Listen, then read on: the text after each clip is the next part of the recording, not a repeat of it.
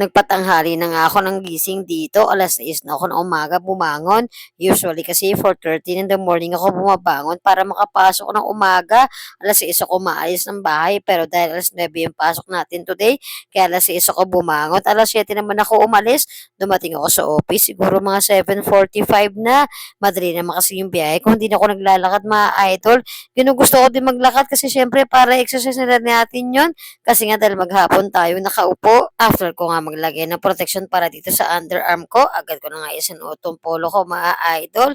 Dahil may bisita ngayon sa office kaya kailangan medyo formal yung ating susuot. Nung nag-aaral ako, pangarap ko talaga ito na puro-puro rin susuotin ko araw-araw pag pumapasok ako.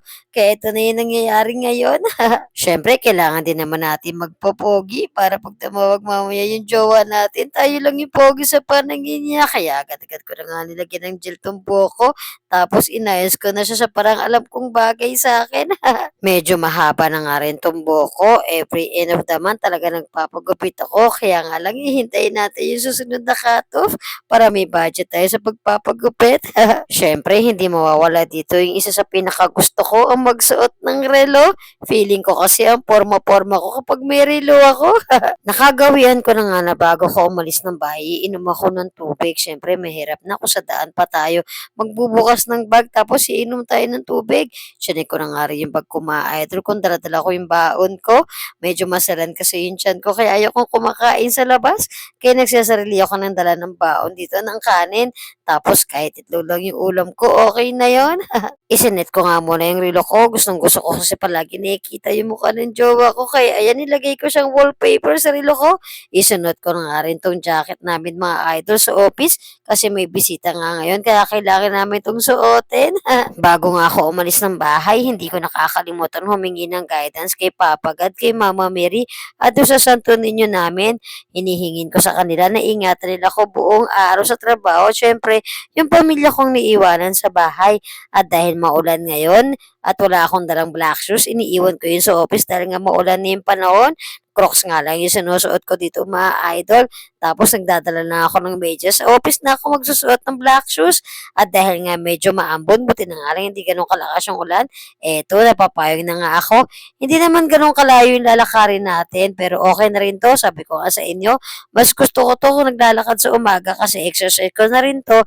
Dahil nga mahagapon ako nakaupo sa office namin. Habang lalakad tayo, outfit check muna. Ayan yung suot ko. Meron akong Crocs, tapos naka-black pants ako, tapos naka-polo, and naka-jacket.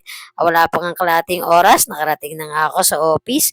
Dalawa pa nga lang yung tao nandito, naka-teammate ko. Meron na rin ibang tao sa ibang campaign naman, kaya lang sa team ko, dalawa pa lang sila, pangatlo ko. Ay, pang-apat pala, nakasulubok ko pala yung isang ka-teammate ko, nasa baba na siya. O siya, prepare muna tayo for work. Medyo mahaba tong araw na to at sana maging okay yung araw na to para sa aming lahat. Pagdating ng 11:00 ng umaga, meron tayong coffee break na 15 minutes kaya sumama na nga ako sa mga ka-teammate ko bumaba. Bibili kasi ako ng pinya. Ewan ko ba, pero itong araw na to medyo naboboard ako kaya ito napasama na akong bumili sa kanila. 50 pesos nga lang yung dala ko dito mga idol. Syempre para iwas gastos tayo, kailangan din natin magtipid. Bumili na nga rin pala sila dyan ng kanilang chichirya para mamaya sa second coffee break mamayang 4:00 ng hapon. Siyempre yung iba minsan hindi na bumababa. Ang ginagawa nila pag ganong oras umiidlip na lang sila. Kaya eto, bumibili na agad sila kasabay ng lunch break nila. Bibili din sila ng pagkain nila for lunch. Nakabili na nga ako dito mga idol ng pinya. Siyempre kasama ko din yung mga trabaho ko dito sa loob ng elevator na makukulit. Hindi ko nga naubos yung pinyang nabili ko dito mga idol kasi maasim siya. Yung ipin ko pa naman pag nasosobrahan sa maasim kapag nagtutubrush ako nangingilo siya. Pero nakalahati ko naman siya sayang. Ang sarap pa naman kumain ng pinya kaya nga lang maasim. At sa wakas ay uwian na nga medyo na-bored ako ngayong araw sa office pero okay lang hindi naman ako masyado napagod. Habang naglalakad nga ako eto marami ng pailaw na nakita ko dahil malapit na magpasko. Ayun lang, salamat sa pagsama ko po sa Nescael. Ingat po tayong lahat.